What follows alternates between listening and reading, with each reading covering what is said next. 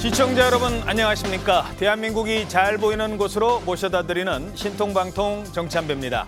먼저 오늘의 핵심 뉴스입니다. 2030년 엑스포 개최지가 하루 앞으로 다가왔습니다. 결과는 우리 시각으로 수요일 새벽쯤 나올 예정인데요. 어제 귀국한 윤석열 대통령에 이어서 한덕수 국무총리가 파리로 출국해 막판 유치전에 나서고 있습니다. 프랑스 파리에서 이채림 기자입니다. 한덕수 총리는 엑스포 개최지 투표까지 3박 5일간의 파리 일정에서 국제 박람회기구 대표들과 리셉션과 오찬 세미나 등 촘촘한 일정을 소화할 예정입니다. 한 총리는 출국 전 SNS에 긴 행진곡 중 마지막 악장만 남기고 있는 심정이라며 막판까지 꺾이지 않는 마음으로 최선을 다하겠다고 썼습니다. 박문규 산자부 장관과 오영주 외교부 2차관 등 관계부처와 최태원 대한상의 회장과 이재용 삼성전자 회장, 정의선 현대차 회장 등 민관 원팀코리아는 최종 투표 순간까지 유치 교섭에 힘을 쏟겠다는 계획입니다. 현지 시각 28일 오후 후보국 3국이 20분씩 마지막 PT를 한 뒤 182개 회원국이 투표에 돌입합니다. 3분의 2인 122표를 얻은 국가가 나오지 않으면 2차 투표를 진행하는데 사우디아라비아와 함께 우리나라가 결선에 오른다면 역전도 가능하다는 평가입니다. 지난 1년 반 동안 윤석열 대통령이 무려 150개국 이상의 정상들하고 회담을 했습니다. 이제 한번 해볼 수 있겠다라고 얘기하는 사람들이 많습니다.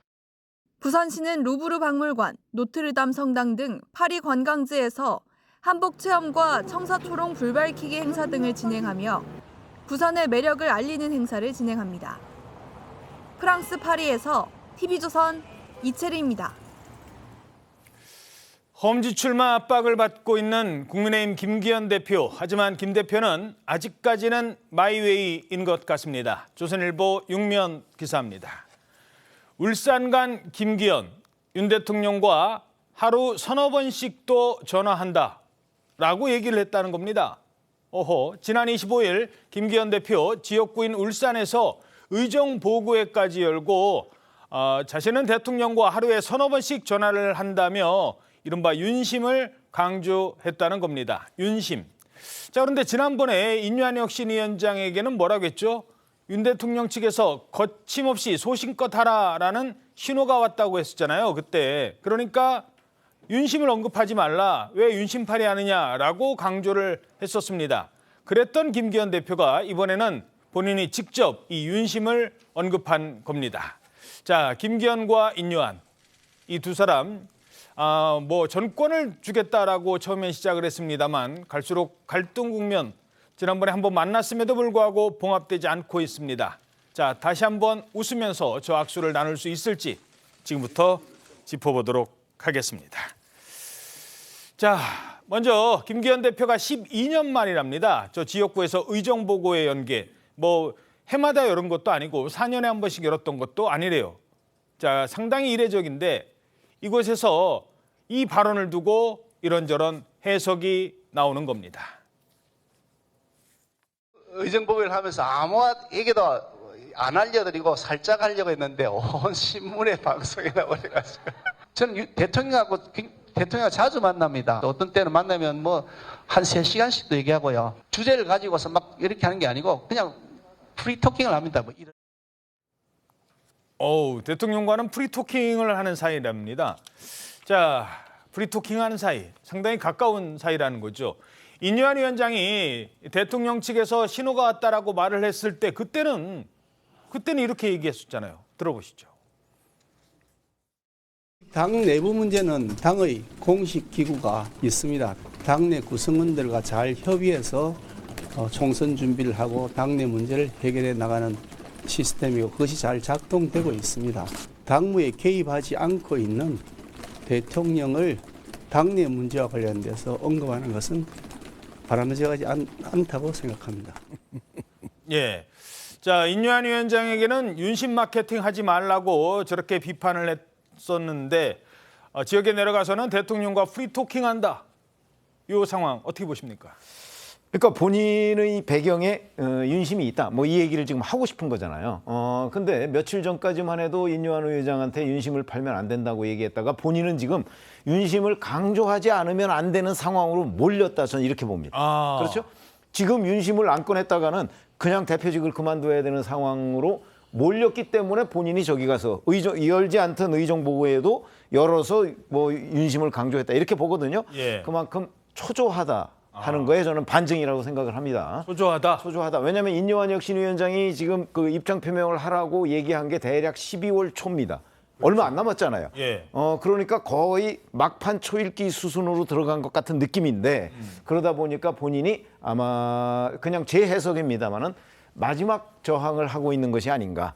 저는 이렇게 판단을 하고 아마 12월 초쯤, 그러니까 지금으로부터 한 일주일쯤 뒤에는 어떤 식으로든 뭔가 입장 발표가 있지 않을까 이렇게 예측을 해봅니다. 그러니까 이른바 마지노선은 이제 이번 주 목요일 이달 말까지였는데 어찌됐든 입장 발표를 한다고 해도 이게 날짜 정하고 뭐 이러려면 이미 어느 정도는 기자들이 알을 정도는 돼야 되는데 지금까지 저러는 걸 봐서는 입장 변화 없다.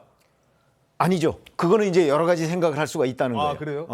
있다는 건데 제가 보건대는 뭐 검토는 뭐 두 가지 중에 하나 아니겠습니까? 본인이 그러니까 불출마를 선언하고 내년 그 총선 때까지 대표로 계속 남아 있는 방법 그게 있고 버티면서 저항하는 방법 이 두 가지가 있겠죠. 그 두 가지 중에 저는 개인적으로 전자. 그러니까 불출마를 선언하고 내년 그 총선까지 대표 자리를 유지하는 방안을 택하지 않을까. 왜 그러냐? 인요한 혁신위원장의 그 국민적 또는 그 국민의힘 내에서 지지가 김기현 대표의 지지보다 훨씬 높기 때문이다 이렇게 생각합니다. 일단 본인은 불출마를 선언한다. 그리고 그렇게 결국 몰리고 있는 국면이라고 저는 생각합니다. 예, 대신 당 대표직은 유지한다.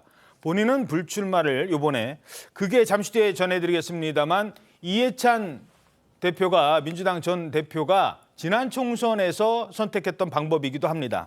자, 그 얘기는 잠시 뒤에 전해드리고 일단 인요한 위원장이 윤심 얘기할 땐 하지 말라고 하더니 본인은 정작 왜 윤심을 강조했을까요? 그러니까 그 혁신이가 좀 아쉬움이 있는 게 저는 혁신이가 제시한 그런 아젠다의 방향, 뭐 목표 그런 거에 대해서는 10분 동의를 하는데 예. 그걸 추진해 나가는 방법론에 있어서는 여러 가지 서툰 점이 발견이 된다. 이렇게 보여집니다. 더군다나 여기는 보수 정당의 혁신위원회 아닙니까? 그렇죠. 보수주의라는 게 뭐겠습니까? 이 선배 세대들이 쌓아온 그 경험과 전통, 관행 그 축적된 그 속에서 어떤 지혜와 그걸 발견하고 그래서 좀 새로운 것을 해 나가는 것인데 이게 말이죠. 이 마치 혁신이가 압박을 하고 뭐 하고 시간표까지 정해갖고 이때까지 안 하면 당신들은 아웃이다. 근데 현실적으로 그렇게 할 힘이 없습니다. 그리고요, 이거는 보수 정당스러운 방법이 아니죠. 무슨 좌파들이 인민재판하듯이 그렇게 밀어붙입니까? 그러니까 저는요, 결론부터 말씀드리면 혁신이가 요구하는 시간표대로는 안 되겠지만 김기현 대표는 결국 불출마 선언 후 대대적인 혁신 공천에 나설 것이다. 저는 확신을 하고 있습니다. 본인이 불출마를 하면 그다음부터는 목소리가 커질 수 있으니까 그때 그렇죠. 혁신한다. 예, 혁신 공천 없이 내년 총선 승리 제가 봤을 때는 택도 없습니다. 근데 대표 본인이 안방인 영남에서 출마하면서 혁신 공천 요구할 수 있겠습니까? 주도할 수 있겠습니까? 그 도덕적 권위가 확보가 안 되는 것이죠.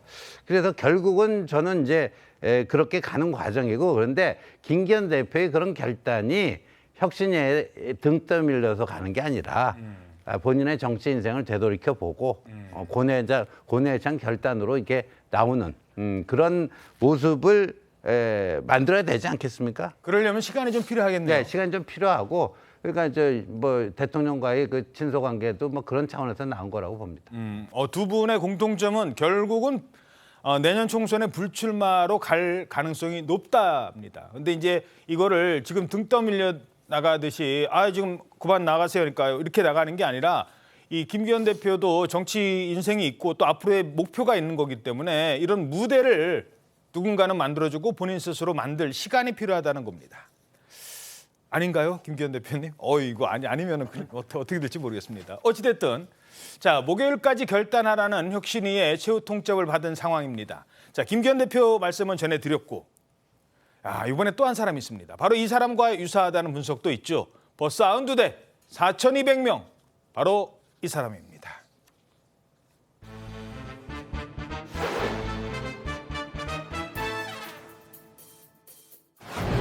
자, 빨리 들어오세요. 자, 들어가겠습니다. 네.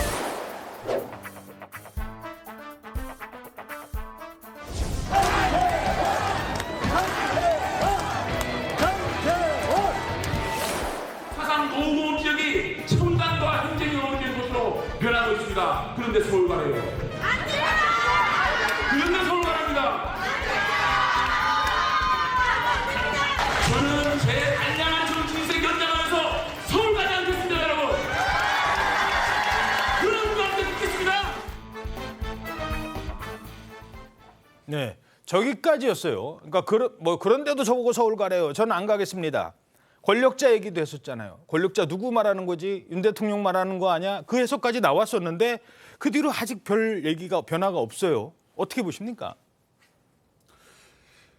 두 분 말씀과 저도 같은 기조인데요. 예. 근데 이제 공천이니 뭐 불출마니 뭐 등등 이런 부분은 아직 시간이 많이 남아 있단 말이에요. 그리고 상대와의 관계도 설정을 해야죠. 그렇지. 여기서 누가 나오면 저쪽에서 누가 나온다. 예, 이런 게 그런 있으니까. 것들도 포직하고 이렇게 전략적 배치도 또 해야 되고 예. 전략적 우선순위도 있는데 그냥 여기서 혁신위는 물론 뭐 급하죠. 그 활동 기간이 2개월 내 끝내야 되니까 그 내에 성과를 내야 된다는 그 스케줄하고 그 국민의힘 지도부나 국민의힘의 공식적인 스케줄하고가 좀 불일치한다고 봅니다. 그러니까 뭐 지금 장제원 의원이든 누구든 지금 어떤 입장을 표할 상황이 아니죠. 효과도 제가 볼 땐 별로 없을 겁니다. 잠깐 뭐 그럴 지금 뿐이지. 얘기해봤자 예. 정치적 효과는 크지 않을 것이다. 저거 총선 가면, 해봤자 예. 사실은 본질적인 건 아니잖아요. 국민의힘이나 윤석열 대통령의 국정기조를 뭐 바꾸는 거나 이 문제가 본질적으로는 윤석열 대통령한테 집중해야 되는데 그 문제는 제쳐놓고 지금 국민의힘의 뭐 사람들 지도부 중진 뭐 이런 거를 좀 바꿔놓겠다는 거 아니겠어요? 근데 그 효과는 국민들이 볼 때는 그동안 역대 여러 선거에서 각 정파에서 많이 봤던 모습이고 좀 식상하죠. 예. 뭐 그래 그거라도 이제 국민의힘에서는 혁신위에서는 하겠다는 건데 그 효과가 글쎄요. 지금 뭐 이렇게 한다고 응하지도 않고 또 스케줄하고도 맞지도 않고. 내년 4월까지는 너무 멀다. 네네. 효과가 유지되기는. 그래서 제가 이제 혁신위에 제가 뭐 강연을 해달라고 그래서. 참 지난번에 예, 말씀하셨잖아요. 국민의힘 혁신위에 가서 그 말씀 드렸어요. 인유한 위원장 만나셨잖아요. 예, 거기서 인유한 위원장과 혁신위원들 이게 혁신위원회의 의욕은 넘치지만 아하. 이게 2개월이라는 활동 기간 내에 지금까지 고착화되고 여러 문제가 농축되어 있는 정당을 문화적으로 바꾸기는 불가하다.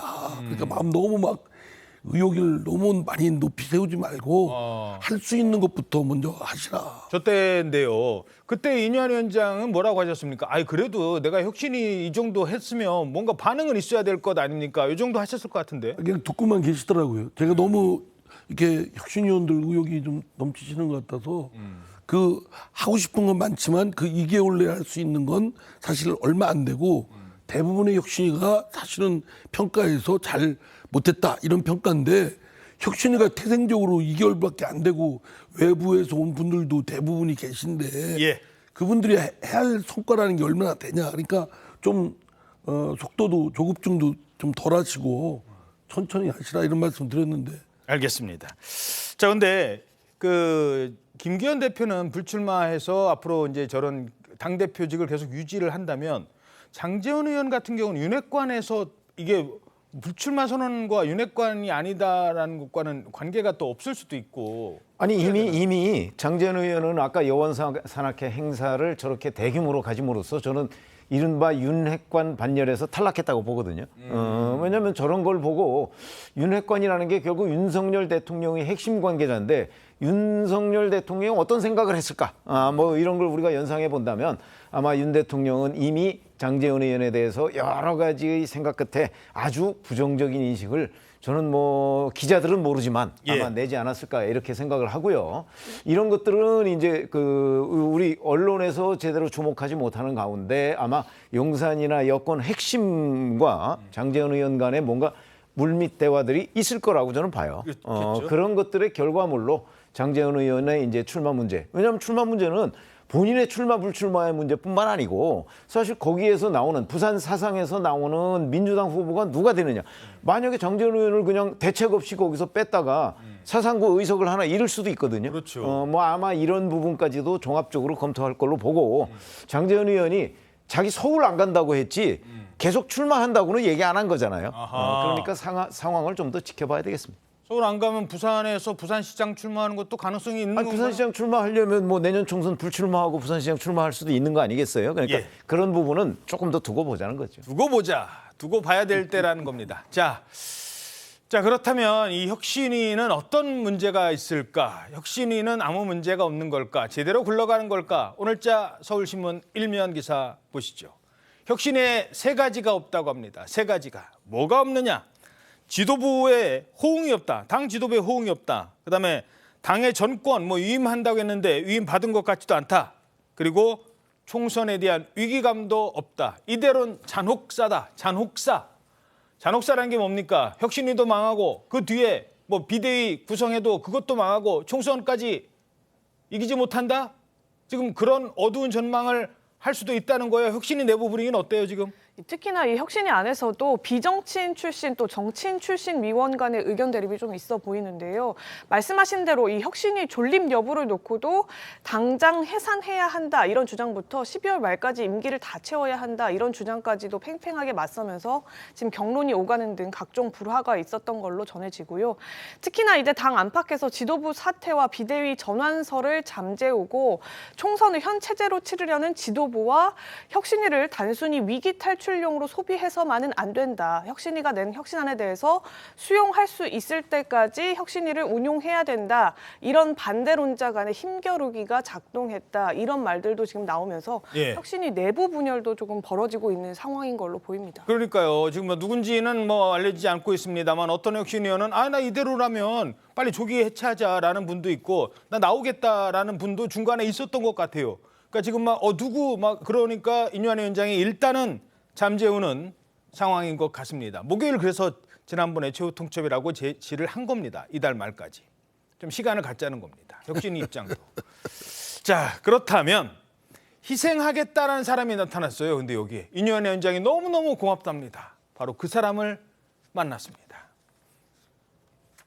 꼭 뵙고 싶었던 거는 감사하다는 말을 하고 싶어서 뵀습니다. 저는 국민들이 표로 보답할 거리라고 생각합니다. 지금 고민 중이라고 들었는데 결정만 하면은 다들 거기에 맞춰서 다들 거기에 뒷받침을 해줄 거리라고 저는 믿고 있습니다. 오늘 장관님 너무너무 감사해요. 가는 길이 쉬우면 혁신이 아닙니다. 잊지 말아야 할 것은 혁신은 선택이 아니라 우리의 생명줄입니다.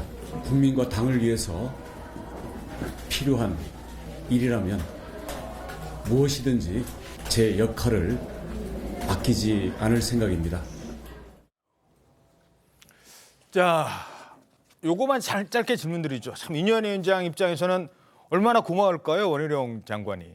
그렇죠. 이제 별로 성과가 잘 안 보이는데 일단 반응을 보이는 분이 나타났으니까. 예. 그리고 이제 다른 분한테 스루쿠션으로 압박는 거겠죠. 그렇죠. 지금 원희룡 장관처럼 누군 좀 해달라. 좀 그런 얘기를 하는 것 같습니다. 자, 그런데 이런 얘기가 나오고 있어요. 아까 김기현 대표 얘기할 때 잠깐 나왔었는데 옛날에 이해찬 모델이라는 게 있대요. 지금 당대표에서 일단 물러나고 그다음에 총선을 지휘하면 어떨까? 2020년 이해찬 모델. 그게 일단 어떤 거였어요? 이게요, 총선 대비 물밑 조율에 집중하고 선거 전면에는 새 얼굴을 내세우는 전략인데, 지난 이해찬 전 대표가 대표 시절이었던 지난 21대 총선에서 선거를 2달가량 앞세우고 이낙연 전 총리에게 당 선대위 공동상임위원장을 맡겼고요. 또 정치 1번지 종로에서 맞붙도록 하게 하면서 사실상 이낙연의 민주당 체제로 치르게 했는데요. 이 잠재적 대권 주자를 간판으로 세우고 이 전 대표는 언론 노출 대신에 물밑 조율에 더 집중해서 총선 압승까지 이끌었던 모델로 지금 설명되고 있습니다. 비대위원회 전환론자들은 김기현 대표 체제로는 총선을 치를 수 없다는 건데, 이해찬 전 대표처럼 직은 유지하고 있되, 그러니까 대표직은 유지하되 이 전 대표 얼굴로 꼭 선거 전면에 나설 필요는 없는 것 아니겠느냐, 이런 아이디어도 지금 나오고 있습니다. 예, 알겠습니다. 뭐 참고용으로 이런 얘기도 있다는 것까지만 전해드리죠. 자, 이런 상황에서 인유한 위원장이요. 지난번에 부산까지 갔다가 뭐 미스터 린든 뭐 이런 얘기 들었잖아요. 이준석 전 대표를 꾸짖는 듯한 발언을 한 것으로 알려지고 있습니다. 동아일보 8면 기사입니다. 자, 인유한, 준석이는 도덕이 없어. 이게 부모 잘못이야. 오호. 야, 도덕이 없어. 부모 잘못이야. 이준석 전 대표, 패드립이 혁신입니까? 오, 이것 보세요. 이게 무슨 분위기예요, 이거? 무슨 얘기입니까? 이제 이게 인유한 위원장이 충남에서 열린 그 토론회에 참석을 했는데, 이 자리에 혁신 트레이닝의 강연자로 나섰었거든요. 그러면서 한 발언인데요. 한국의 온돌방 문화와 아랫목 교육을 통해서 지식과 지혜, 도덕을 배우게 되는데 준석이는 도덕이 없다, 이렇게 얘기를 하면서 준석이의 잘못이 아니라 부모 잘못이 큰 것 같다, 이렇게 말을 한 겁니다. 인유한 위원장이 이 전 대표에게 손을 내민 과정에 대해서 설명을 하다가 나온 언급인데, 버르장머리가 없지만 가서 끌어안는 통합이 필요하다, 이런 말을 부연하면서 했던 말이라고 합니다. 이 이준석 전 대표로 부르기보다는 그 강연 내내 시종일관 이준석이, 준석이 이렇게 불렀다고 하는데, 그러니까 이제 현장 반응이 좋아서 인 위원장이 다소 업됐던 것 같다, 이런 말들도 이제 참석자들 사이에선 나오고 있거든요. 준석이라니까 사람들이 앞에서 막 웃으니까 이거 좋네, 분위기, 그렇게 간 거군요. 호응이 좋으니까 이제 더 오버해서 말을 하다가 이런 워딩이 나온 것 같다, 이런 얘기인데, 여기에 대해서 이준석 전 대표는 정치를 하는데 부모 욕하는 사람은 처음 본다, 이러면서 패드립이 혁신이냐, 이렇게 맞받았습니다. 예. 자, 요 타이밍이 중요합니다. 인유한 위원장 지난번에 부산 토크 콘서트까지 갔었잖아요. 그때 막 영어로 사실 면전에서 면박 들었잖아요. 그때 가만히 있었습니다. 지금 국민의힘 분위기를 보는 것 같아요. 이준석 신당 창당 얘기 나오기 전까지만 해도 어떻게 잡아야 될 인물이라고 생각했는데 이제는 잡지 않아도 되는 사람이라고 생각을 하는 걸까요? 부모 욕을 했습니다. 그때 이렇게 얘기했었다니까요. 그때 상황 들어보시죠. What have you learned from the recent council election? Have you tried talking to people of council? Seriously, singing the songs of angry men here. And if you listen to them, all the answers are in there. By the way, Mr. Linton, am I the patient here? Are you here as a doctor? Yeah, I gotta say this, the real patient is in Seoul. 경청을 하러 왔습니다. 예, 막 그랬잖아요. Are you here as a doctor? 뭐 이렇게 막 앞에서 약간 이렇게 비꼬는 듯한 얘기를 했을 때만 해도 가만히 있었어요. 저 때는. 근데 지금은 부모 욕까지 합니다. 예. 어떤 차이예요? 그러니까 표현을 하느냐 안 하느냐 그 차이였죠. 속으로 마음은 그때나 지금이나 똑같을 거라고 봅니다. 아하. 사람인데 저거 딱 보면은 그러니까 이제 인효한 위원장이 한 발언, 이게 좀 충남 어디 당원 연수에서 그거는 그 부산에서 그렇게 영어로 모욕적인 그거를 당할 때나 지금이나 똑같은데 그때는 그냥 참고 있었고 이번에는 약한 표현을 한 거다. 그때는 왜 참고 지금은 왜 표현을 했을까요? 그때는 저 이준석 그 전 대표 토크 콘서트장인데 저기서 뭔가 그런 걸 나타내고 할 수가 없죠. 그리고 저렇게 좀 참는 모습을 보이는 게 좀 필요했던 것이고요. 그리고 사실상 이제 이준석 전 대표는 이제 돌아올 수 없는 다리를 건너갔기 때문에 지금은 약간 좀 편하게 얘기하고 또 그 정치인이라는 게 어디 가서 보면 그 장의 분위기에 또 본인도 이렇게 약간 좀 휩쓸릴 수가 있습니다. 그러다 보니까 나온 거고 뭐 저 말에 그러니까 저런 자리에서 이제 표현하는 것이 약간 좀 뭐 했다 이런 지적은 있을 수 있겠습니다만 뭐는 저는 뭐 국민의힘 구성원 절대 다수가 이낙연 위원장의 저런 진단에는 뭐 다 동의할 것 같습니다. 그렇습니까? 자, 그러니까 이준석은 이미 돌아올 수 없는 강을 건넜다. 동의하십니까? 아니 근데 기본적으로 자 끌어안는 노력은 계속 해야 되겠다는 걸 전제로 저런 얘기를 했기 때문에 아마 저는 아까 최지원 기자가 얘기했듯이 약간 현장 분위기 때문에 약간 업돼서 이제 조금 오버한 것 아닌가 이런 생각이 듭니다. 자, 앞으로 인유한 위원장은 여전히 이준석 전 대표를 끌어안기 위한 이런저런 노력을 저는 계속할 거라고 봅니다. 그에 대한 이준석 전 대표의 호응이 있든 없든 간에 그 이유는 이준석 신당이 나올 경우 그 명분을 빼앗아야 된다는 정치적 목표가 뚜렷하기 때문에 아마 저런 움직임은 계속될 것이다. 그러니까 어제 그 장면은 아마 약간 오버다 이렇게 생각을 합니다. 알겠습니다. 자, 그런가 하면 국민의힘의 구원투수가 될 또 한 사람, 될 수 있을지 주목받는 또 한 사람, 현재까지는 그렇게 얘기해야 되겠죠. 한동훈 장관 얘기 해보도록 하겠습니다. 일주일 사이에 대구 갔었죠. 대구 갔다가 이 사인하느라고 3시간 늦어지고, 대전 갔더니 지지자들이 먼저 와서 기다리고, 이번에는 울산을 갑니다. 이게 각각 조금씩 점증법이라고 하죠. 달라지고 있어요. 자, 울산에서는 이런 장면이 펼쳐집니다.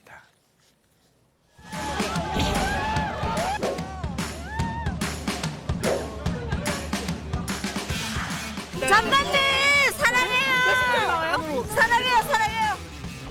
네. 어디서 오셨어요? 울산. 네. 좀 이건 좀 따님이세요? 네, 저희 본대 시간에 굉장히 흔치 않은 조언. 사랑합니다. 너무 좋아요. 행복합니다. 근데 너무 잘생겼었어요. 너무 잘생겼어요.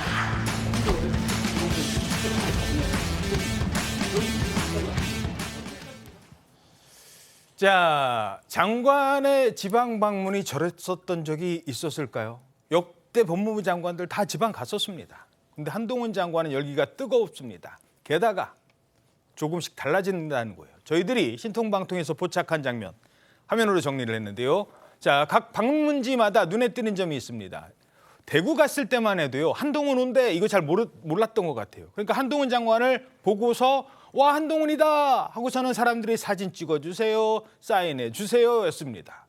근데 대전을 갈 때만 해도 이제 대구에서 그런 장면이 언론에 보도가 되니까 대전에서는 미리 기다리고 있어요.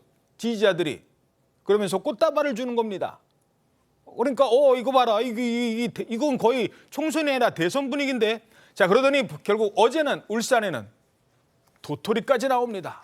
자, 최지원 기자, 많이 달라진 것 같아요. 예, 말씀 지금 해주신 대로 이게 그 3번의 지난 한동훈 장관 일정을 통해서 살펴본 이제 한동훈 장관을 향한 지지세가 어떻게 되는 것이냐, 과연 그 지지의 실체가 있는 것이냐 이런 것들이 이제 현장 기자들도 좀 궁금했던 부분이었는데 처음에 이제 첫 지방 일정으로 대구를 방문했을 때는 현재 이제 우연히 KTX 역사에서 만난 시민들이 이제 점점 더 몰리면서 3시간 가량을 이제 기차표를 미루고 열차를 미루고 그 지지자들의 사진 촬영에 응해주는 그런 모습을 보였던 바가 있는데요. 그때는 계획된 건 아니었어요. 예, 그러니까 우연히 이제 퇴근길에 만난 지지자들이 이제 세를 확장하면서 그 자리가 더 커져서 3시간 가량을 할애했던 모습이었고, 그런데 그게 이제 방송을 타면서 이제 한동훈 장관이 지역 일정이 더 있을 것이다 이런 내용이 알려져서인지 지난 21일 대전을 찾았을 때는 지지자들이 먼저 한동훈 장관이 방문하기로 예정된 곳을 찾아서 줄을 서서 기다리고 있는 모습을 보였습니다.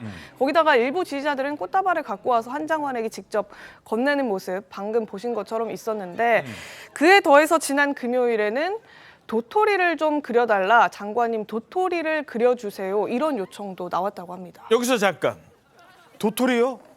갑자기 도토리가 뭘까요? 자, 지나가던 사람들이 그려달라고 했던 도토리, 그 장면 먼저 보시죠.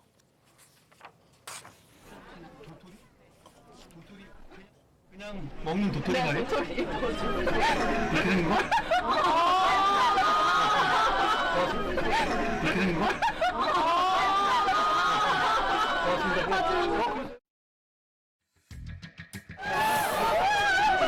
안녕하세요.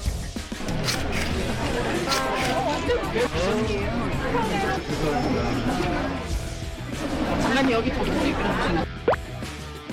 도토리? 네. 도토리 그냥 먹는 도토리가요? 네, 도토리. 그런 거? 조심히 가세요.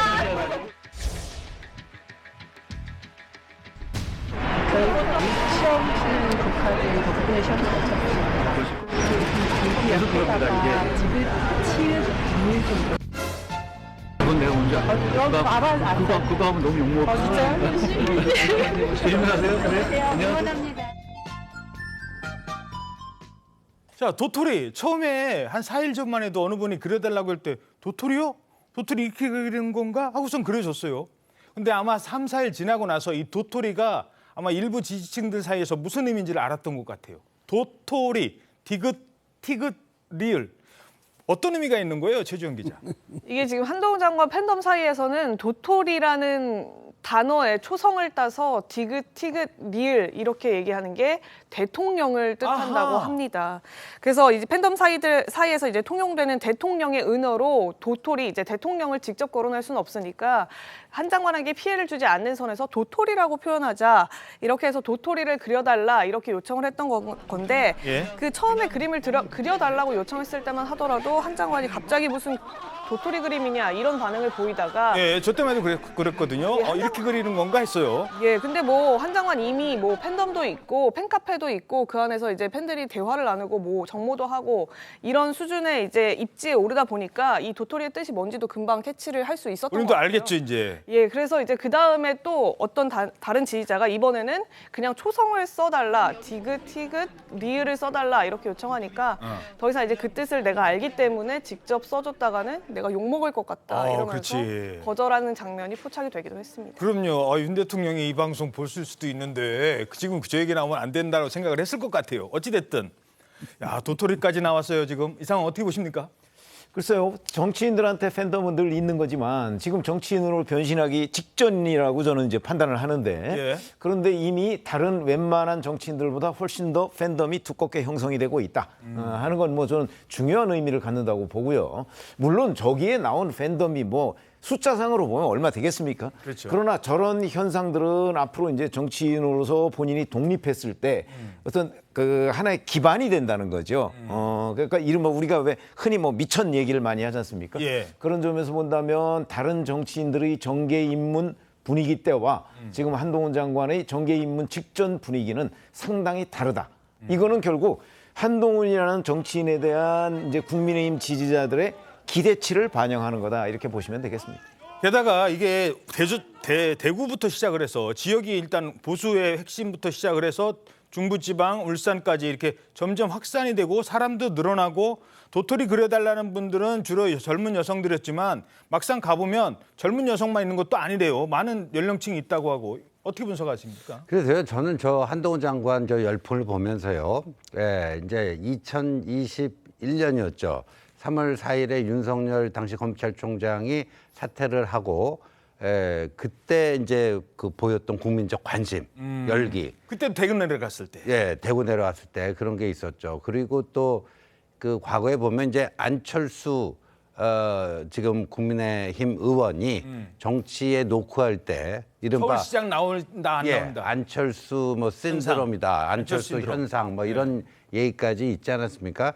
그와 유사한 것인데 저거는 이제 보통의 정치인은 경험하기 힘든 그 많은 정치인 중에서도 손꼽을 정도만 저런 현상을 이제 경험할 수 있는데 한동훈 장관은 지금 공식적으로 입문하지도 않은 상태에서 저 정도 확보했다. 엄청난 거죠. 근데 정치는 저것만 갖고는 안 됩니다. 정치장에 뛰어들어서 뭔가 나는 이 정도로 능력 있고 실력 있는 사람이라는 걸 보여줘야 됩니다. 보여줘야 되는데 지금 한동훈 활용법에 대해서 뭐 언론에서 여러 가지 이야기들이 나오고 있는데 제가 봤을 때 가장 유력한 시나리오는 12월에 이제 법무장관 그만두고요. 여의도로 와서 이제 정계 입문하면서 이 종로와 중구, TV조선은 중구죠. 지금 위치해 있는 곳이. 근데 뭐 종로, 중구에 서울의 주요 시설이 다 모여 있습니다. 이게 이제 하나의 선거구가 되는데 종로, 중구에 이제 출마 선언을 하고요. 출마 선언과 동시에 이재명 대표에게 결투 신청을 하는 거죠. 아, 여기 와서 나랑 한판 붙자. 잠시만요. 그러니까 종로는 지금 최재형 의원이고 중구는 이제 민주당의 박성준 대변인인데 이제 그 사람들이랑 싸우자는 게 아니라 여기 자리 잡고 이재명 대표 오세요. 이재명 대표 오세요. 왜냐하면 종로와 중구는 전형적인 스윙 스테이트 경합 지역입니다. 어떨 때는 민주당 쪽이 갖고 가고 어떨 때는 국민의힘 쪽이 갖고 가고 거의 반반 정도입니다. 그러니까 특별히 어느 쪽으로 지형이 유리하다, 유불리가 있는 곳이 아니에요. 그러니까 여기서 한번 진검승부를 한번 해보자. 이런 식으로 종로 중구 출발 선언과 동시에 이재명 대표에게 그 결투 신청을 하잖아요. 그럼 엄청난 그 화제가 되고. 근데 이재명 대표가 그걸 받을 수가 있을까요?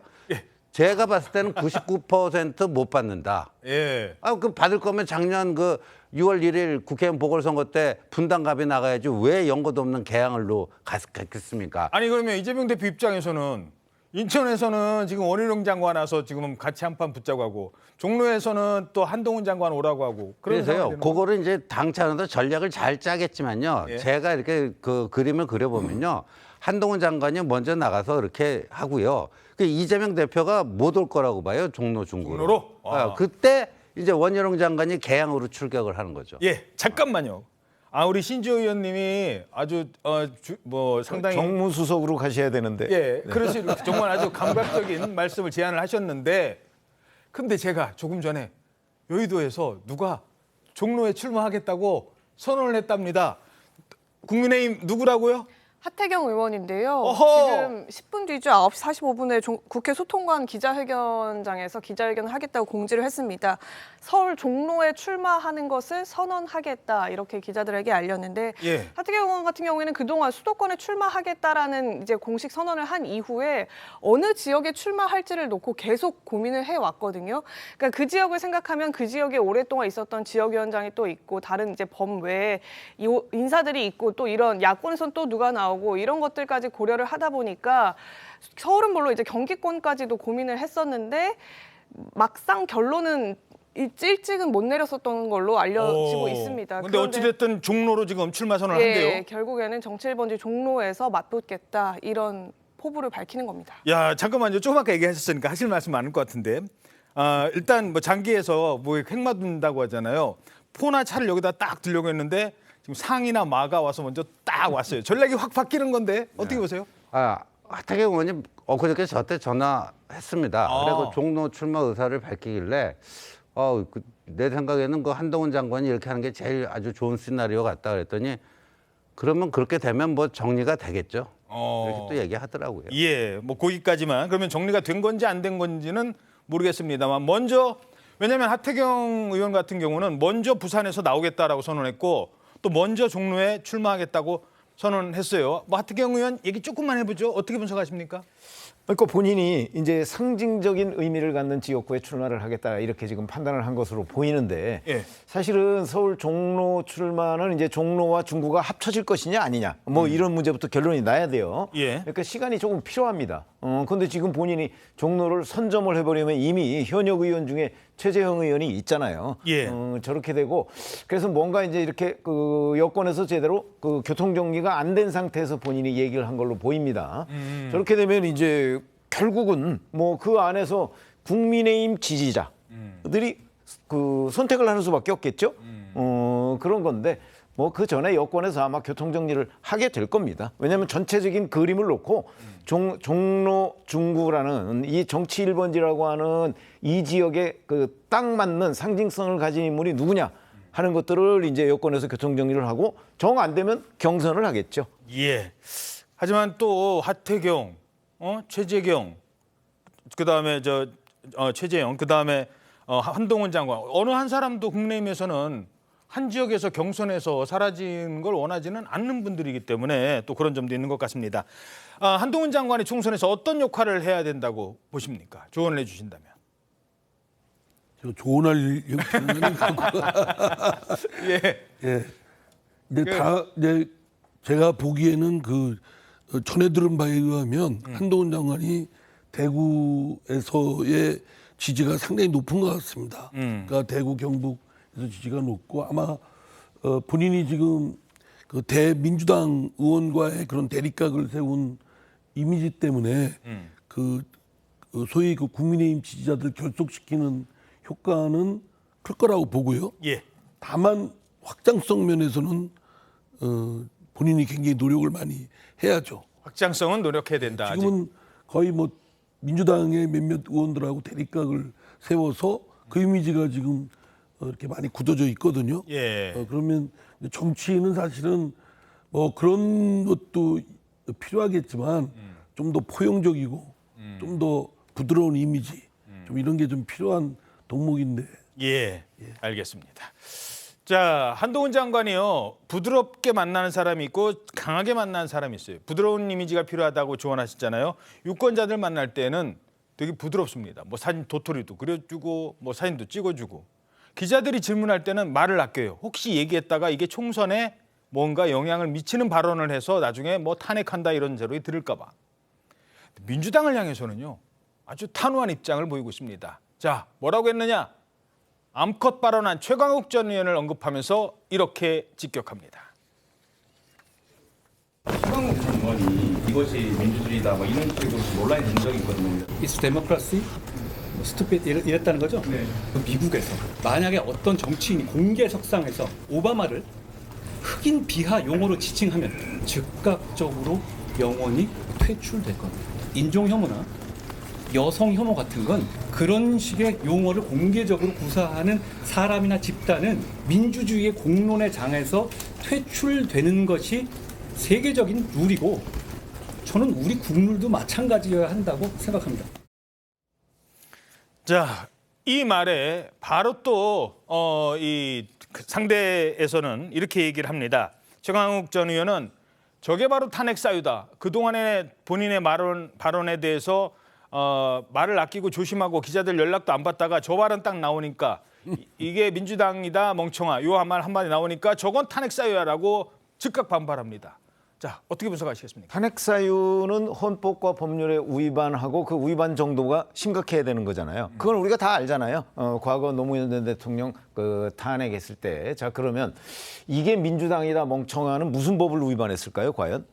저는 그렇게 생각합니다. 그런 점에서 본다면 최강욱 전 의원이 견강부의 식으로 이제 한동훈 법무부 장관을 공격하는 거, 뭐 이것이 오히려 저는 문제가 되고 한동훈 장관을 키워주기 위한 것 아닌가. 그러니까 최강욱 전 의원이 한동훈 장관을 공격하는 거 좋은데 그러면 일반 국민 눈높이에 맞춰서 공격하면 아마 최강욱 전 의원의 그 인기도가 아마 한동훈 장관 못지않게 올라가지 않을까요? 민주당 지지자들한테. 근데 현재 그런 현상이 없잖아요. 예. 그러면 최강욱 전 의원의 전략이 잘못됐다. 이렇게 생각합니다. 예. 어떻게 분석하십니까? 저는요, 내년 4월 10일 그 총선의 대결 구도를 한마디로 좀 정리하자면 자유민주주의 대 개딸 전체주의의 대결이다. 자유민주주의 대 개딸 전체주의의 대결이다. 이렇게 봅니다. 근데 그 최강욱 전 의원은 그 개딸 전체주의에 속하는 아주 핵심적인 키 플레이어가 되는 거고 제 건너편에 앉아 계시는 이상민 의원님은 개딸들의 등살에 개딸 전체주의의 그 등살 거기 그 숨 막히는 상황 속에서 정말 핍박받고 뭐 하고 있는 그런 거고요. 그래서 저는 김기현 대표가 얘기하는 그 슈퍼 빅 텐트도 바로 단순히 보수 진보 이런 차원이 아니라요. 지금 이재명의 민주당은요. 김대중의 민주당, 노무현의 민주당과 비교해 보면요. 이건 정상적인 정당이라고 할 수 없을 정도로 최소한의 민주적 다양성도 허용되지 않는 이 개딸 전체주의당이 된 겁니다. 예. 그래서 이 자유민주주의라고 하는 헌법적 가치에 동의하는 이런 사람들이 다 총결집해 보자. 그게 이제 김기현 대표가 얘기하는 슈퍼 빅텐트라고 봅니다. 예, 자, 그 얘기로 넘어가기 전에 민주당의 문제점으로 넘어가기 전에, 그러니까 민주당의 이제 뭐 장점도 있고 단점도 있겠습니다만 과연 이런 목소리들이 최강욱 전 의원 같은 목소리들이 민주당에 도움이 될 거라는 얘기 곧 나누겠습니다. 그 전에 하나만 짚고 넘어가죠. 한동훈 장관 얘기인데요. 한동훈 장관이 어제 이렇게 두 사람이 친구인지 진짜 몰랐어요. 한 장관과 유명한 배우가 식당에서 포착이 됐답니다. 혹시 사진? 저기 누구예요? 저게 누굽니까? 배우 이정재 씨죠. 이제 오. 26일 날 여러 온라인 커뮤니티에 올라왔는데 한동훈 장관과 이정재 씨가 서초구의 한 식당에서 함께 식사하는 모습을 봤다. 이런 목격담이 올라온 겁니다. 둘이 무슨 사이인데요? 이 두 사람이 현재고 이제 서울 강남구 소재 현대고의 5기 졸업생이라고 해요. 그러니까 두 사람 동문인데 같이 식당에서 식사를 하고 이정재 씨의 차량을 타고 같이 이동을 했다고 지금 전해지고 있는데. 잠깐만요. 고등학교 때 사진 나온다. 야, 저렇게 생겼었구나. 예, 그래서 평소에 친분이 있는 줄 잘 알려지지 않았었는데 이번 식당 목격담을 통해서 두 사람이 친구였냐 이런 소문이 나는 거고, 또 이제 이 커뮤니티에 이 목격담이 올라오기 시작하니까 그 인근에 살고 있는 사람들이 직접 이 두 사람을 보기 위해서 식당을 찾아오는 일도 있었다고 합니다. 야, 그러니까 현대고등학교 동기군요. 그러니까 동훈아 요즘에 잘 지내냐? 너 TV 많이 나오대? 정재야 그래 밥 한번 먹자. 네가 사. 돈은 네가 더 많이 버니까. 뭐 이랬던 건가요? 저런 장면도 아주 되게 인상적인 것 같아요. 예, 저 장면도요. 둘이 이제 친구라는 거, 고등학교 동기라는 게 저 처음 알았는데, 근데 그냥 은밀히 만나려면 얼마든지 대중적 노출이 안 되는 곳에서 그냥 조용히 먹었을 수가 있을 것 같아요. 그런데 이렇게 대중의 눈에 쉽게 포착되는 곳에서 식사를 하고 또 저렇게 사진 촬영도 다른 사람들 지켜보는 데서 하고 이런 것들은요. 이미 한동훈의 마음은 정리가 됐구나 하는 것을 다시 한번 보여주는 게 아닌가 싶습니다. 알겠습니다. 자, 이번에는 민주당 상황 짚어보도록 하겠습니다. 자, 지난 주말 열린 비명계 토론회입니다. 비명계 토론회. 요즘에는 비명계에서 비명계라고 부르지 말고 혁신계로 불러달라 이렇게 얘기를 하시는 분도 있습니다만 어찌됐든 비명계 토론회에서 이런 주장이 나왔습니다. 민주당이 지난 대선 때 진 건 왜 졌느냐? 민주당이 잘못한 게 아니라 민주당에서 후보를 잘못 냈기 때문이다. 민주당 후보가 누구였는데요? 이재명 후보였잖아요. 민주당이 이재명을 선택한 게 잘못이다. 라는 요즘 같은 강성 지지층 목소리 큰 상황에서 그런 민주당에서 이런 발언이 나왔습니다. 누구일까요? 민주당의 저는 지난 대선 패배의 가장 큰 이유는 후보를 잘못 뽑았다라고 생각합니다. 국민들이 윤석열보다도 신뢰할 수 없는 후보를 뽑았다는 게 역대 민주당 역사상 주류가 비주류를 이렇게 대놓고 탄압한 적이 있는지 한번 생각해 보십시오. 거의 홍위병들처럼 개딸들이 호응하는 이런 파시스트적 행태는 저는 민주당 역사상 본 적이 없어요. 자, 바로 조기숙 교수. 노무현 정부 시절에 청와대 홍보수석 했었죠. 원조 친노 교수입니다. 지금의 민주당, 친명, 이런 얘기 나오기 전에 원래 친문, 그 전에는 친노에서부터 시작이 되는 거잖아요. 그 뿌리라고 할 수 있는 친노 핵심, 민주당의 뿌리라고 할 수 있는 한 분이 저런 센 주장을 했습니다. 민주당 오선 의원께 바로 질문 드리죠. 후보를 잘못 뽑아서 대선에 졌다. 동의하십니까? 동의하죠. 이재명 후보의 결함뿐만 아니라 그를 뽑은 민주당이 잘못 뽑은 거죠. 또 문재인 정부에서의 국정의 공가에서 과가 많다고 국민들이 또 평가한 부분도 또 합쳐지는 것이고요. 예. 자, 그렇다면 지난 주말 열린 비명계 토론회 얘기 계속 전해드리도록 하죠. 그때 강성 지지층에 대한 혁신 요구가 빗발쳤습니다. 혁신 바꿔야 된다. 그러면서 뭐라고 했느냐? 이런 얘기도 나와요. 팬덤 얘기하는데 팬덤뿐만 아니라 빠시즘이라고 합니다. 이것은 단순한 공천권 싸움, 즉 권력 싸움이 아니라 개딸 파시즘 정당을 추구할 것인지 아니면 일반 국민들을 대표하는 개방적 국민 정당으로 갈 것인지에 대한 입장. 개딸 파시즘 정당이라고 하셨나요? 네. 예, 그쪽으로 가는 것 같아요. 자, 저 의견에는 동의하십니까? 이미 그 더불어민주당은 종전의 민주당이 아니고 변질됐습니다. 이재명 당, 이재명 사당 또는 개딸당. 근데 전체적인 성격은 서로 파시스트. 예. 성향이 아주 진하죠. 그 자신들의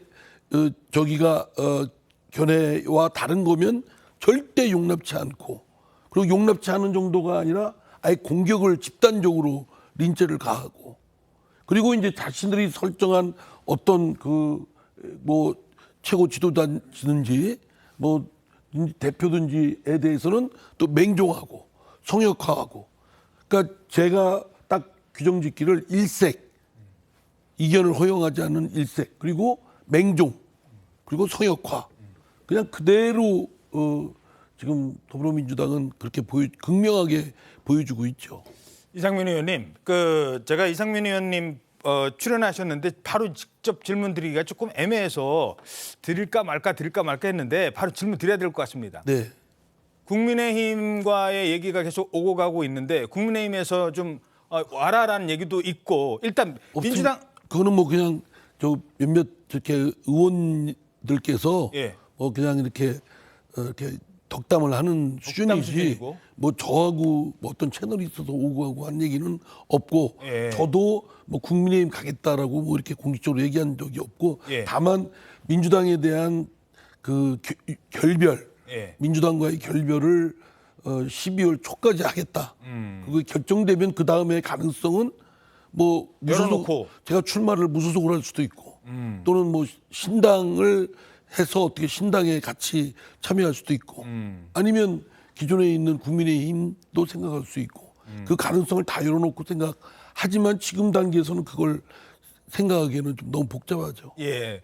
선택지는 여러 가지가 있고 네. 무소속도 가능하고 신당도 가능하고 국민의힘 입당도 가능한 것 중에 하나다. 네. 예. 지금 더불어민주당보다는 다 나은 선택이라고 생각합니다. 그러면 탈당을 전제로 하시는 거네요. 일단 탈당은 그냥 기정사실화 된 거네요.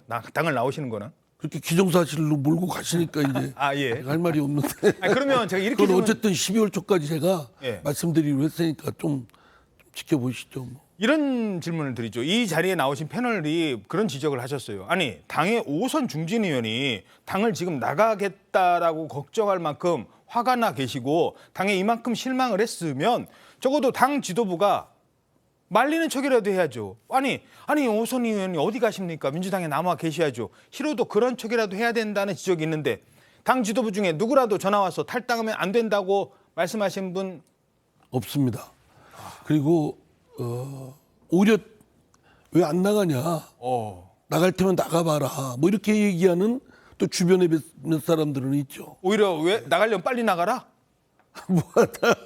하여간 뭐 나가봤자 뭐 네가 뭐 어디 갈 데 있냐 뭐 이런 조롱식의 근데 그거는 참 기본적인 예의가 없는 분들의 얘기고요. 하여튼 그렇습니다. 열린우리당 5선 시작하신 2004년도에 열린우리당 그러니까 민주당이 기본부터 시작을 했고 그 당이 노무현 전 대통령과 함께 시작을 한 당이고 조금 아까 조기숙 교수도 얘기했지만 조기숙 홍보수석 시절에도 정당에서 같이 있었던 분이잖아요. 네. 조기숙 의원의 저 지적에 대해서는 어떻게 생각하세요? 저는 저분이 쓴 그 민주당이 망할 수밖에 없는 이유인가요? 민주당이 망하는 이유인가 하여튼 책을 내셨습니다. 최근에. 그 책도 구입해서 제가 지금 보고 있는데 구구절절 옳으신 말씀이에요. 제가 볼 때는 글로 쓰시니까 저 정도지 말로 표현했으면 저보다 더 심한 말을 들어야 되고 각성을 해야 되는데 좀 더불어민주당은 그 대우각성하고 개과천선해야 되는데 그 움직임은 하나도 없잖아요. 그 근본적인 최근의 배경은 이재명 대표의 사법적 그런 리스크 때문에 그게 방패 역할을 하다 보니까 뭐 그 더불어민주당이 갖고 있는 결함이나 한계를 뭐 고치거나 뜯어 고치거나 이럴 틈이 없죠. 지금은 제가 볼 때는 이런 말 있지 않습니까? 썩은 나무에 대해서는 조각할 수가 없고 또 그 썩은 나무는 조각할 수 없고 분으로 된 동물 분으로 만드는 담장에는 흙갈이 할 수 없다. 그러니까 뭐 그 정도 수준 아닌가 싶습니다. 예, 그러니까 더 이상 고쳐 쓰기는 힘들다. 네. 하하. 네, 이상민 의원의 얘기였습니다. 자, 그런가 하면 지금 민주당에서 이런저런 말들이 또 나오고 있는데요. 요즘에 출판 기념회들 그렇게 많이 하더라고요. 뭐 총선 앞두고 있으니까. 근데 이 출판 기념회 때마다 논란이 돼요. 자, 지난번에 민영배 의원도 광주에서 뭐 출판 기념회 할 때 한마디 했던 게 암컷 발언이 거기서 나온 거였거든요. 황운하 의원, 민주당 황운하 의원도 출판 기념회를 열었다는데 여기서도 또 강경 발언이 쏟아졌어요. 예, 맞습니다. 어제 대전에서 열린 철험회 소속 황운하 의원의 출판 기념회에서였는데요. 이 황 의원은 한동훈 장관에 대해서 곧바로 탄핵하는 게 맞다 이렇게 얘기를 하면서 탄핵 사유가 차고 넘친다 이렇게 얘기를 했습니다. 예를 들어서 국회가 직접 수사권을 축소하라는 취지로 법 개정을 했는데 시행령을 무한대로 늘려놨다 이런 것들조차도 다 탄핵 사유라는 건데 민주당이 거야 의석수로 단독 강행 처리했던 검수완박법에 대해서 이를 막고자 시행령을 반영한 것이 한 장관의 탄핵 사유 중 하나가 될 수 있다는 겁니다. 또 본회의 때 국무위원이 엉뚱한 사람을 공격하고 또 전국을 돌면서 지금 선거 운동처럼 유세하는 것도 탄핵 사유에 해당된다 이렇게 지적하기도 했습니다. 이 자리에는 철험회 소속의 김용민 의원 또 송영길 전 대표와 추미애 전 장관까지 참석을 했는데요. 이 송 전 대표는 이재명과 송영길에 대한 수사 모두가 윤석열 대통령과 한동훈 장관의 하명 수사다 이런 주장을 했고요. 추 전 대표는 비명계를 친일파에 비유하면서 민주당 안에서 검찰개혁에 다른 목소리를 내는 사람들, 개혁을 좌초시키는 사람들은 어떤 과일에 비유하는지 아시죠? 이러면서 수박 발언에 대해 거론하기도 했습니다. 예. 자, 뭐 이런 강성 의원들의 발언이 어디서 나오느냐? 저희는 그걸 짚고 싶습니다. 출판 기념회입니다. 출판 기념회. 요즘 내년 총선 앞두고 출판 기념회들 참 많이 해요. 왜 출판 기념회를 할까? 그것도 짚어보겠습니다만 이 상황에서 출판 기념회 한 사람 또 있습니다. 내년 총선에 출마하기 위해서 출판 기념회 하는 분들이 많은 줄 알았는데 윤미향 의원, 무소속의 윤미향 의원도 출판 기념회를 엽니다. 일단 윤미향 의원 같은 경우는 지금 항소심에서 징역 1년 6개월 형이 이미 선고를 받았어요. 의원직 상실형에 해당이 됩니다. 그런데도 내년 총선에 출마를 하겠다? 지금 그런 얘기인가요? 먼저 그 부분부터 분석을 해 주시죠. 윤미향 의원의 출마 여부를 본인이 밝힌 적은 없고요. 예. 뭐 고민 이런 얘기를 하는데 사실은 11월 얼마 전에 대법원에서 그 대법원 2부인가요?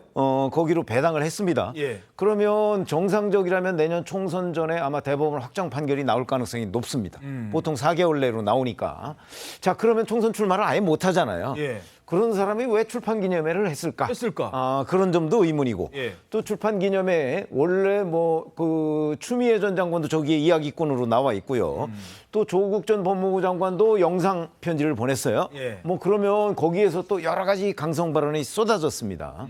자, 이렇게 되니까 출판 기념회가 이제 지금 현재는 무소속이지만 뭐 윤미향 의원을 무소속이라고 생각하는 일반 유권자들은 많지는 않을 거예요. 다 민주당이라고 생각을 하죠. 민주당에서 이제 그 탈당을 한 상태니까. 그러면 저 또한 어떤 민주당의 총선을 앞둔 여러 가지 위험 요소 중에 하나가 아닌가. 왜냐하면 자꾸 출판 기념회를 통해서 이런저런 막말이 쏟아지니까 그렇게 판단을 합니다. 자, 신지호 의원님. 네. 그럼에도 불구하고 왜 출판 기념회를 열었을까요? 윤미향 의원요? 예. 아니, 그러니까 출마가 거의 저는 안 될 거라고 보거든요. 그런데 지금 출판 기념회는 아시다시피 이 후원금은 정치자금법으로 엄격하게 다 규제가 되고요. 다 투명하게 공개가 돼야 됩니다. 예. 근데 저 출판 기념회에서요. 책값이 10,000원인데 10,000원 뭐 내는 사람도 있지만요. 뭐 10만 원, 100만 원 내는 사람도 있습니다. 그래요? 그러니까 저 이제 의원들이요. 솔직히 저는 뭐 출판 기념회 한 번도 안 했습니다만 그 자기가 진짜 꾹꾹 눌러 써가지고 자신의 영혼이 담긴 책을 내는 사람은 10명 중에 1명도 안 된다고 봅니다. 다 나머지 9명은요. 이른바 그 고스트라이터라는 분을 불러놓고 한 이틀 이렇게 구술을 합니다. 그럼 다 녹음하고 뭐하고 그 초안을 만들어 옵니다. 그거 가지고 이렇게 하는데 그러면 그 왜 하느냐? 저게 이제 정치자금 조성용이에요. 합법적으로 예. 정치 활동 자금을 만들 수 있습니다. 저거는 제한도 없고요. 뭐 후원금의 제한이 경우는 없어요? 얼마를 받도? 후원금의 경우는 1인당 1년에 1억 5천만 원까지 한도가 있지 않습니까? 저거는 한도도 없어요. 그다음에 선관위 신고할 필요도 없습니다. 그러니까 노웅래 의원이 그 뭐 장롱석에서 나왔던 그 돈이 출판기념회 때 뭐 하고 남은 돈이다. 신고를 했으면 그 장롱석에 들어갈 수가 없겠죠. 그때 출판기념회 때 받은 돈은 신고 안 해도 돼요? 그렇죠. 그래서 저는 이뇨한 혁신이한테 좀 부탁하고 싶은 게 최소한 국민의힘은 출판기념회 열지 않겠다. 이거 엄청난 혁신입니다. 아니 신 의원님은 왜 책 안 내셨어요? 출판기념회를? 아니 제가 실제 쓰지도 않은 글을 낸다는 게 제 자존심이 좀 그렇더라고요. 그 출판기념회 얘기 들어보니까요. 예, 아, 예. 말씀. 그 저자들이 책을 한번 그 써주는 게 그 의원이 직접 다 쓸 수가 없어서요. 그 저자가 작가를 섭외해서 책을 쓰면 3천만 원이 든다고 해요. 오, 작가 작가가 섭외하는데? 예, 대리 서술비로 뭐 3천만 원을 받고, 그러니까 인터뷰를 뭐 몇 분 한 다음에 하면 뭐 1,500만 원, 아니면 뭐 사진 이런 것들을 좀 넣어서 분량을 줄이면 뭐 또 1,000만 원, 보좌관이 쓰면 뭐 그냥 용돈 정도 수준으로 주기도 그게 다 하고. 정해져 있군요. 뭐 이렇게 지금 시가도 책정돼 있을 정도로 출판 기념회에 책을 낸다는 것 자체가 이래저래 좀 말들이 많이 나오고 있는 상황입니다. 근데 지금 신 의원님 말씀 맞다나 저 출판기념회 하는 건 변칙적인 후원금 모금 통로입니다. 저도 사실은 출판기념회 한 번도 안 하고 책도 안 냈습니다. 아, 출판기념회 안 하셨어요? 예, 아니 제가 조선 때 이렇게 보니까 출판기념회 가서 이렇게 보니까 뭐 10만 원, 뭐 몇십만 원씩 또 그 산하 기관들이 있잖아요. 예. 소관 상임위에 상임위 산하기관. 브랜드님 줄지어서 이렇게 하는데 와가지고. 다 봉투 갖고 옵니다. 근데 지금 말씀한 대로 정치 그 후원금은 딱 법에 정해진 액수에 딱 또 입구와 출구가 분명히 드러나 있는데 예. 이거는 뭐 전혀 얼마 들어갔는지 뭐 얼마를 쓰는지 어디다 쓰는지도 없어요. 그러니까 정치 후원금에 어쩌면 좀 더 큰 액수는 뇌물적 성격이 크고요. 그래서 저는 그때 이제 조선 때 맘먹기를 제가 국회의원 하는 동안은 출판기념회 안 하겠다. 그러셨군요. 예, 그렇게 해서 저도 이제 안 하고 있는데 사실은 저 출판기념회 자체를 저 국회의원인 동안에는 하지 않도록. 아니 국회의원이 출판기념회 할 이유가 뭐가 있어요? 그냥 서점에 책을 냈으면 베스트셀러 출판하면 만들면 되지. 예. 열심히 쓰셔가지고 본인이 직접. 근데 왜 하필이면 총선 앞둔 요때 지금 어떻게 보면은 수금을 상당히 많이 하는 걸로 알고 있습니다. 예, 뭐 수금이라는 단어까지는 잘 모르겠습니다만, 예, 아무튼 하필이면 왜 지금이냐는 겁니다. 그래서 지적이 많습니다. 아니 게다가 심지어 낸 책 그대로 낸 사람도 있대요. 모 구청장의 경우에는 자기가 2년 전에 낸 책을 그대로 출판기념회를 한답니다. TV조선에서 지난주에 지적했던 문제였습니다. 자, 다음 소식입니다.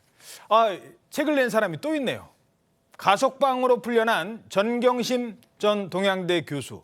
오늘 옥중 생활을 기록한 에세이를 출간합니다. 박상현 기자가 전해드립니다. 조국 전 법무부 장관의 아내 정경심 전 동양대 교수가 펴낸 에세이 나 혼자 슬퍼하겠습니다입니다. 책 속에는 정경심은 어느 날 갑자기 딸, 아들, 남편과 헤어져 구치소 독방에 갇혔다며 1152일 동안의 구치소 생활을 담았습니다. 에세이는 정정 교수가 구치소 용지 뒷면에 연필로 꾹꾹 눌러 절절한 가슴 속 이야기를 띄어보냈다고 설명했습니다. 그러면서 내 슬픔이 너무 커서 당신 슬픔도 너무 클 것을 알기에 오늘 밤은 나 혼자 슬퍼하겠습니다라며 남편 조 전 장관에 대한 내용도 담았습니다.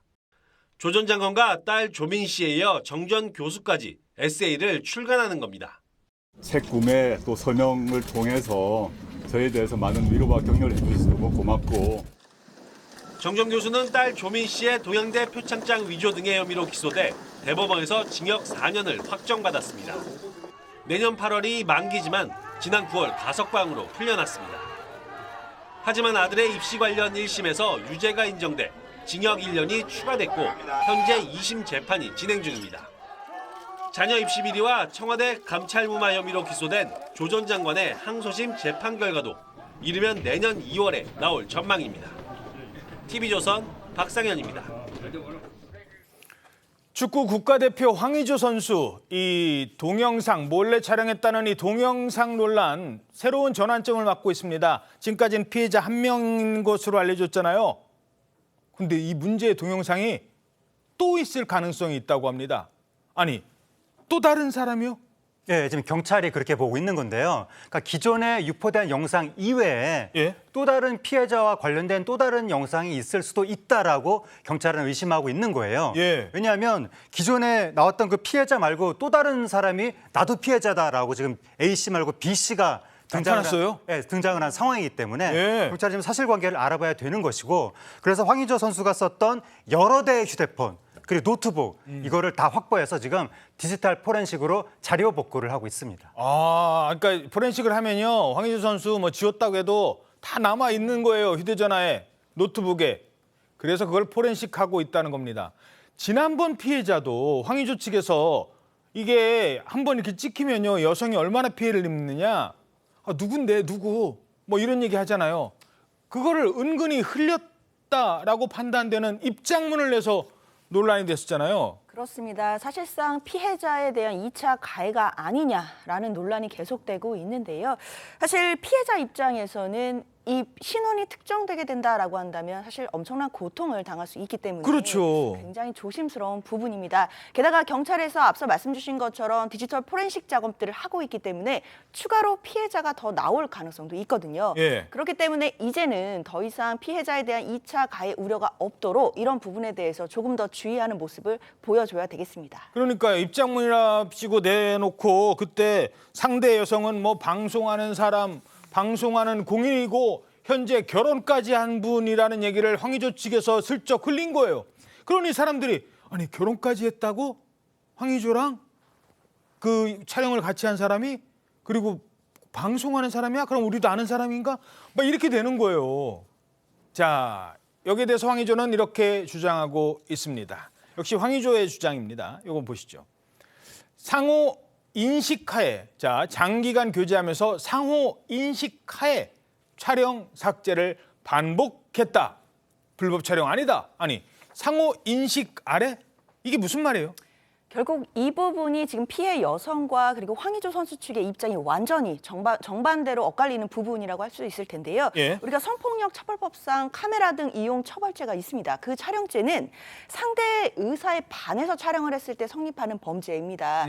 그러다 보니까 상호 인식하에 했다. 결국 합의하에 이 영상을 촬영했다라는 것이 황의조 선수 측의 입장입니다. 그렇기 때문에 이 혐의가 해당하지 않는다는 의미인데요. 그러나 또 피해 여성 측에서는 예? 그 촬영에 대해서 동의해준 바가 없다라고 지금 계속 주장하고 있기 때문에 이 부분에 대해서는 수사 과정을 조금 더 지켜봐야 되면 분명해 보입니다. 잠깐만요. 만약에 10번을 촬영을 했어요. 한 번은 뭐 그렇다고 쳐요. 뭐 알았어. 근데 다음부터는 하지 마자고 하고 넘어갔는데 9번은 몰랐어요. 그러면은 그 한 번 허용해 준 걸로 그때 상호 인식했다는 걸로 9번의 촬영이 다 용서가 되고 무죄인 거예요? 그렇게 보기는 당연히 어렵습니다.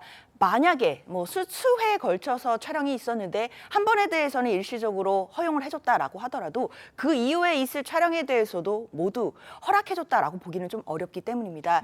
그렇기 때문에 영상이 만약에 여러 개가 존재하고 뭐 한 건에 대해서 일부 동의가 있었다라고 할지라도 나머지 영상들에 대해서 촬영에 동의가 없었다라고 한다면 성폭력 처벌법상의 카메라 촬영죄는 분명히 성립할 수 있는 부분들이 있고요. 그렇죠. 그렇기 때문에 수사기관에서는 과연 이 피해 여성이 이 부분에 대해서 인식을 했는지 동의를 했는지 이 여부를 철저하게 수사할 것으로 보입니다. 예.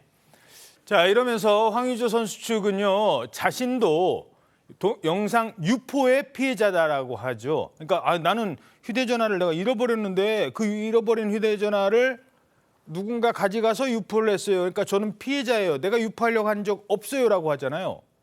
그러면 누가 유포를 했지? 이 영상을? 그리고 누가 돈 달라고 협박했지? 이 사람 누구지? 했을 때 나온 사람이 있었잖아요. 그게 지금 궁금한데 형수입니다. 형수. 황의조 선수의 형수. 형수는 그럼 왜 그랬을까? 이 부분도 논란인데 경찰이 황의조 선수의 형수를 지금 유출자로 지목한 이유가 알려졌대요. 왜 그랬는지.